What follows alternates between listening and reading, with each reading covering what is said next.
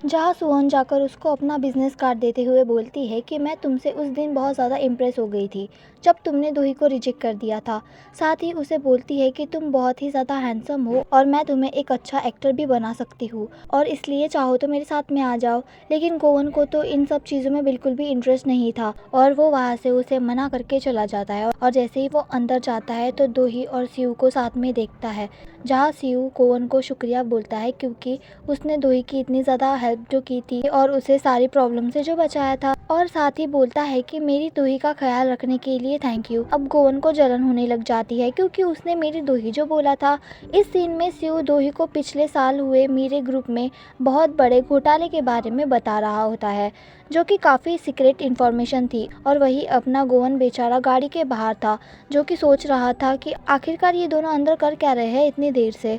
फिर next scene में गोवन और दूही दोनों के दोनों पुलिसमैन के पास खूनी का स्केच लेकर पहुंच जाते हैं, लेकिन उन्हें खूनी के खिलाफ कोई भी सबूत नहीं मिलता, क्योंकि ये बात तो हम सब लोग अच्छे से जानते हैं कि वो खूनी बार बार मास्क पहनता रहता है और इसलिए पुलिस को उसके खिलाफ कोई भी सबूत नहीं मिल रहा था। और यहाँ पर फिर दोनों बाहर आते हैं, जहाँ दूही बोलती है कि अब तो उसे मैदान में उतरना ही होगा उस खूनी को पकड़ने के लिए, यानी कि वो अब अपनी जान को दांव पर लगाएगी। गोवन उसे ऐसा करने के लिए मना कर रहा होता है क्योंकि काफ़ी रिस्की जो था, लेकिन दूही बोलती है कि उसके पास कोई और ऑप्शन नहीं है। जिसके बाद वो गोवन के साथ अपनी उसी ब्लाइंड डेट से मिलने के लिए पहुंच जाती है, जो कि मैडम जो ने उसके लिए रखी थी, लेकिन उस दिन वो उसे मिल नहीं पाई थी। प्रोसिक्यूटर जोई उससे हाथ मिलाता है और बहुत ज़्यादा फ्लर्ट करता है। ये सब देखकर गोवन को काफ़ी ज़्यादा जलन हो रही थी। प्रोसिक्यूटर जोई ने दूही के लिए बहुत सारा खाना मंगवा लिया था और साथ ही वो उसके ऊपर काफ़ी ज़्यादा लाइन मार रहा होता है और बेचारी दूही को ना चाहते हुए भी नकली नकली हंसना पड़ जाता है।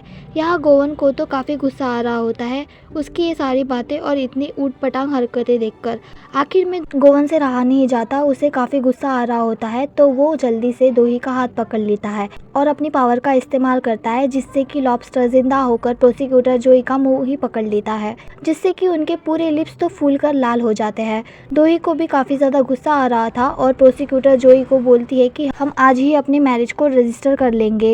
ये सुनते ही प्रोसिक्यूटर जोई के साथ साथ गोवन भी काफ़ी ज़्यादा शॉक हो जाता है कि अचानक से इतनी जल्दी शादी क्यों करनी है तुम्हें। गाड़ी में गोवन दूही को समझाते हुए बोल रहा होता है कि तुम्हें उस बेवकूफ़ से शादी करने की क्यों ज़रूरत पड़ गई है। तो दूही उसे बोलती है कि ये मेरी पर्सनल लाइफ है और मैं जो भी कर रही हूँ बहुत ही सोच समझ के कर रही हूँ। रास्ते में ही बीच में गाड़ी रोककर गोवन दूही का हाथ पकड़कर वो उससे बोलता है कि अगर एक बार खूनी मिल गया तो हमारा ये कॉन्ट्रैक्ट भी हमेशा के लिए ख़त्म हो जाएगा ना। जिस पर दूही हाँ बोलती है और जल्दी से वो फिर उसे गुंडे माफिया के पास ले जाता है, जहाँ उसके सारे गुंडे दूही और गोवन को देखते ही वहाँ से भाग जाते हैं, क्योंकि पिछली बार जो उनके साथ हुआ था वो जो उन्हें याद आ गया था। गोवन उस माफिया बॉस को उस खूनी का स्केच दिखाकर उसके बारे में पूछ रहा होता है, लेकिन माफिया बॉस को उसके ऊपर काफ़ी गुस्सा आता है। वो तो चीज़ें उठाकर गोवन के ऊपर फेंकने लग जाता है, जिनसे कि गोवन तो आसानी से बच जाता है और उसे भी काफ़ी गुस्सा आने लग जाता है और दूही का हाथ पकड़ता है और अपनी सुपर पावर का इस्तेमाल करके एक चम्मच से उसके ऊपर निशाना लगाता है, जिससे कि माफिया बॉस तो डर ही जाता है और बोलता है कि जैसा तुम चाहोगे वैसा ही होगा। लेकिन गोवन को तो काफ़ी गुस्सा आ रहा होता है और बोलता है कि वैसे भी अब तुम्हारा टाइम फिनिश हो चुका है और सारा सामान उठाकर उसके ऊपर फेंकने ही वाला होता है। दूही उसे रोकने की बहुत कोशिश करती है, लेकिन वो नहीं रुकता, इसलिए वो अपना हाथ छुड़ा लेती है, जिससे कि सारा सामान रुक जाता है और माफिया बॉस बच जाता है और वो भी वहाँ से डर कर भाग जाता है। गोवन को तो इतने गुस्से में देखकर दूही उससे गुस्से का रीज़न पूछती है। तो गोवन बोलता है कि जब से तुम मेरी लाइफ में आई हो ना, तब से मेरी ज़िंदगी बर्बाद हो गई है। मेरी लाइफ तुम्हारे आने से पहले बहुत ही ज़्यादा अच्छी थी, मैं बहुत ज़्यादा खुश था। दूही को गोवन की इस बात पे बहुत ज़्यादा बुरा लगता है और वो वहाँ से ये बोलकर निकल जाती है कि चलो ठीक है, आज से तुम्हें मेरा बॉडीगार्ड बनने की कोई भी ज़रूरत नहीं है।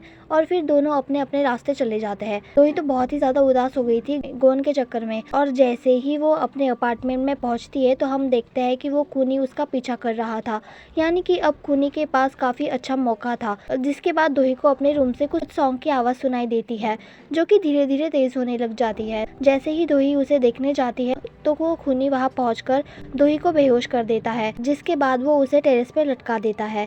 जैसे ही फिर दूही को होश आता है तो वो उस खूनी से रिक्वेस्ट करती है कि प्लीज़ मुझे मत मारो, लेकिन वो खूनी तो मानता ही नहीं है। खूनी दूही को मारने के लिए सीधा उसके अपार्टमेंट में ही पहुंच चुका था और वो उसे बहुत डराता है, जिससे कि दूही तो बहुत ही ज़्यादा घबरा जाती है। लेकिन तभी वहाँ पर गोवन उसे गिरने से बचा लेता है और उसका हाथ पकड़ लेता है। तभी हमें एक फ्लैशबैक दिखाया जाता है कि जब वो खूनी दूही को बेहोश करने की कोशिश कर रहा था, तभी दूही ने इमरजेंसी वाला मैसेज गोवन के पास पहले से ही भेज दिया था, जिसे वो पढ़ लेता है और पढ़ने के बाद वो काफ़ी ज़्यादा घबरा जाता है, जो कि बैठकर थिएटर में सरी का डांस देख रहा था। फिर जल्दी से वहाँ से उठकर भागता है दूही को बचाने के लिए, लेकिन खूनी बहुत ही ज़्यादा शातिर था और उसने पहले से ही लिफ्ट खराब करके रख दी थी, जिससे कि वो आराम से बिना किसी परेशानी दूही को मार सके। फिर गोवन जल्दी से सीढ़ियों से चढ़ता हुआ जाता है और फाइनली वो दूही के पास पहुँच जाता है, जहाँ खूनी ने उस कपड़े को काट दिया होता है। और जैसे ही दूही गिरने वाली होती है तो गोवन उसका हाथ पकड़ लेता है, लेकिन यहाँ पर खूनी आकर गोवन के ऊपर ही हमला कर देता है, जिससे कि ये दोनों ही नीचे गिरने लग जाते हैं। गोवन ने दूही का हाथ पकड़ा हुआ था और इसलिए वो अपनी सुपर पावर का इस्तेमाल करके टेलीपोर्ट होकर दूही की बिल्डिंग के अंदर सीढ़ियों के पास पहुंच जाते हैं। दूही तो बहुत ही ज़्यादा डर जाती है, वो तो सीधा ही गोवन को गले ही लगा लेती है और ज़ोर ज़ोर से रोने लग जाती है। और यहाँ पर तो गोवन को भी उसकी फीलिंग्स के बारे में पता चल जाता है कि वो तो सच में दूही से प्यार करने लगा है। सीयू भी फिर वहाँ पर पहुँच जाता है, जिसने कि गोवन और दूही को साथ में देख लिया था। नेक्स्ट सीन में दूही और गोवन को ही फुटेज देखकर पता चलता है कि खूनी के गले पे जो निशान है वो तो सेम है, लेकिन शक्ल चेंज है, जिसका साफ मतलब है कि वो मास्क पहनता है। दूही तो बहुत ही ज़्यादा घबराई हुई थी, वो तो बालकनी में बैठकर रोने ही लग जाती है, जहाँ सीयू आकर उसे बोलता है कि सब ठीक हो जाएगा और साथ ही बोलता है कि दूही क्या तुम मुझसे शादी करोगी। ये सुनते ही दूही तो बहुत ही ज़्यादा शॉक हो जाती है, लेकिन तभी गोवन भी दूही से बोलता है कि तुम मुझसे शादी करने वाली थी ना, चलो करते हैं। इन दोनों की बातें सुनते ही दूही तो और भी ज़्यादा शॉक हो जाती है। नेक्स्ट सीन में ऑफिस में बैठे हुए दूही उन दोनों के प्रपोजल के बारे में सोच रही होती है कि आखिरकार वो किसको हाँ बोलेगी, क्योंकि वो काफ़ी ज़्यादा कंफ्यूज थी उन दोनों को लेकर। और यहाँ गोवन भी बाहर से दूही को देखकर सोच रहा होता है कि भला उसमें सोचने वाली क्या बात है, उस नॉर्मल से इंसान के आगे तो दूही को मुझे ही चुनना चाहिए, जिसका साफ मतलब था कि गोवन को सीयू से जलन हो रही थी। तभी मिस्टर पार्क भी वहाँ पर छुप छुप कर पहुँच जाते हैं, क्योंकि इस बार वो मिस शिन से पिटना नहीं चाहते थे और वो गोवन के लिए बहुत सारा खाना लेकर आए हुए थे। लेकिन गोवन भी समझ जाता है कि उन्हें यहाँ पर सरी ने गोवन के ऊपर नज़र रखने के लिए भेजा है। और जैसे ही मिस्टर पार्क को ये पता चलता है कि गोवन ने दूही को शादी के लिए प्रपोज किया है, तो वो बहुत ही ज़्यादा शॉक हो जाते हैं और बार बार गोवन का मजाक बनाने लगते हैं कि दूही ने उसे अभी तक हाँ नहीं बोला है। लेकिन उसी टाइम पर वो सीयू को देख लेता है, जो कि हाथों में फूल लिए हुए दूही के पास पहुंच जाता है, जो कि उसे फूल देकर कल के लिए सॉरी बोल देता है, क्योंकि उसने उसे बिना फूल के ही प्रपोज कर दिया था। जिसके बाद दोनों में थोड़ी बहुत बातचीत होने लग जाती है और तभी माहौल थोड़ा सा ऑकवर्ड हो जाता है और इसलिए वो दोनों अपनी सिचुएशन पे हंसने लग जाते हैं। गोवन तो उन दोनों को बाहर से देख देख कर बहुत ज़्यादा जल रहा होता है कि आखिरकार इसमें हंसने वाली क्या बात है। मिस्टर पार्क भी वहीं पर होता है, जो कि देख लेते हैं कि गोवन कितना ज़्यादा जेलस फील कर रहा है और वो तो उल्टा गोवन को ही छेड़ने लग जाते हैं। और यहाँ पर सीयू ने दूही के सामने अपनी सारी फीलिंग बता दी होती है। साथ ही उसे बोलता है कि मैं तुम्हारे ऊपर कोई भी प्रेशर नहीं डालना चाहता हूँ, जैसा तुम चाहोगी वैसा ही होगा और तुम अपना टाइम लेकर आराम से सोच लो। गोवन को तो बहुत ही ज़्यादा गुस्सा आ रहा होता है, जो कि बार बार बहुत सारी कॉफ़ी डालकर और उसमें बर्फ़ डालकर कॉफ़ी बनाकर पीने लग जाता है। तभी उसके पास बैठा एक लड़का जिसका नाम सॉन्ग है, वो उसे 100 टिप्स ऑफ लव की एक बुक देता है, क्योंकि वो भी जानता था कि यहाँ पर कुछ तो गड़बड़ ज़रूर है। यानी कि साफ साफ दिख रहा होता है कि गोवन को दूही से प्यार हो गया है। तो उस बुक को पढ़ने के बाद गोवन को तो थोड़ा अच्छा लगता है और उसे पढ़ने के बाद वो मुस्कुराते हुए बाहर आ रहा होता है, जहाँ उसे सीधा सीयू मिल जाता है और वो उससे बात करने के लिए बाहर ले जाता है। सीयू से बोलता है कि जब तुम ऑलरेडी एक बार दूही को रिजेक्ट कर चुके हो उस दिन, तो फिर तुम उसे प्रपोज करके कंफ्यूज करने की कोशिश क्यों कर रहे हो, जबकि तुम तो उससे प्यार भी नहीं करते और मैं दूही को बचपन से ही बहुत ज़्यादा चाहता हूँ।